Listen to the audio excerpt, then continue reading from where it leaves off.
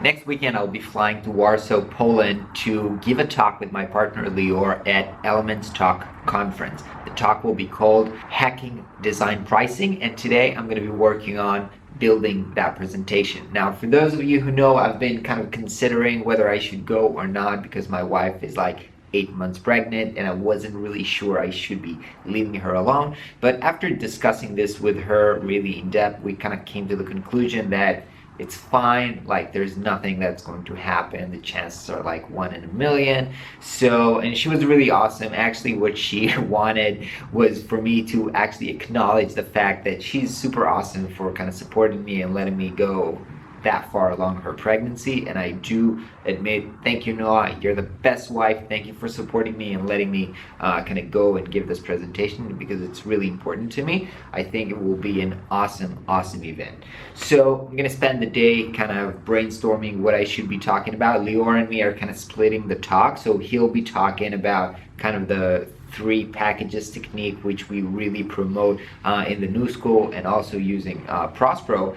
And I will be thinking about some other pricing techniques such as retainer and other stuff that I want to be talking about. So I think what I'll do is I'll start my day off by taking a little walk to get kind of my juice flowing. I really think best when I'm taking a walk, and then come back, kind of outline the talk, and then create the presentation. I really want to make this super great presentation. Let's get to work.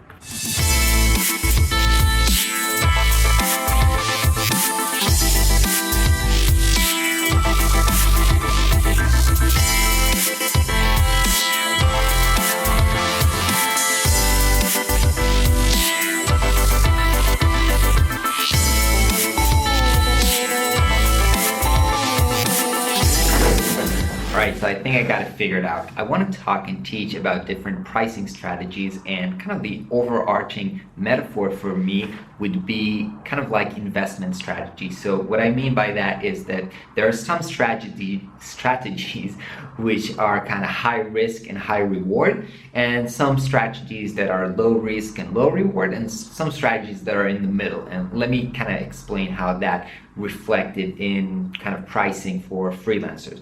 So basically what I think most people do most of the time, and I'm one of them, is that we usually value price our project, which means a client comes and we send a proposal, either 3 packages like Lior recommends, or just a solid price point for the project based on whatever it's worth. So it's a website, depending on the complexity, how long it will take you, you kind of give a price for that project.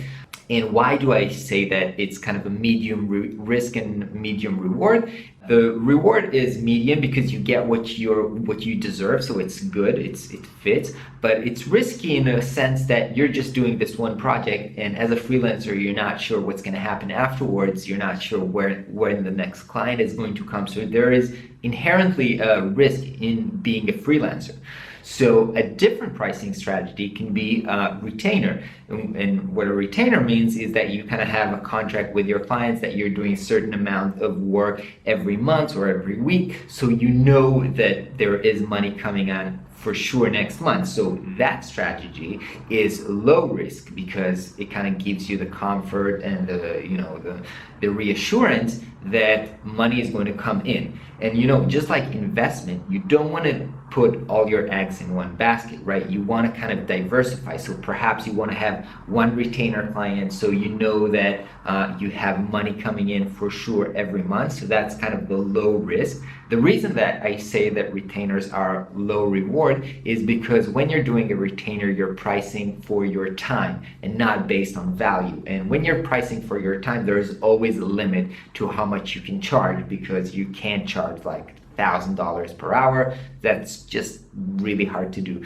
So there's a limit to how you can price retainers, and that's why I think that it's generally lower reward, but it's also a lower risk. So it's good to balance kind of your client portfolio with some retainers. Me personally, and I've shared this with you in the vlog, recently I kind of I had 2 days a week of retainer, and I recently took it down a notch because having like 2 days with fixed hourly rate salary kind of made me unable or unavailable to take different projects that I could value price them at much higher. So I was actually losing money because kind of like my portfolio was too solid, was too safe. So I kind of reduced my retainer a little bit right now. So I'm at a higher risk right now, but I'm also making more money right now. And the last strategy, which I think not many people do, is stock options. When you're working with a company, specifically tech companies and startups, sometimes you can get some of the reward for your work as equity. Now, this is super high risk, so you should probably not do this, all of your clients like this, just like you won't risk on, crazy stock options, your whole portfolio. But this is also high reward, because when you're working, when you have stock option for a company and that company succeeds, it's kind of like the lottery ticket. You can make a lot of money, or way more money that you could ever price this project, or way more than the value of this project. So this is a super risky strategy, but I do think, and I've been working with one startup for like 3 years, and I have stock options, so I'm invested in the success of this company, and they're growing, and kind of the value of my stock options in this company is also growing, so I'm very happy about this. So again, I think your kind of client portfolio should be diversified. The super risky parts, such as stock options, should be more than a tiny little bit, but it's always worth to have some lottery tickets that, perhaps they'll be worth a lot of money one day. So obviously in the talk, we got a 45 minutes talk. I'll go really in depth into, how to do retainer clients and how to do the stock options. But basically, I think that is the premise.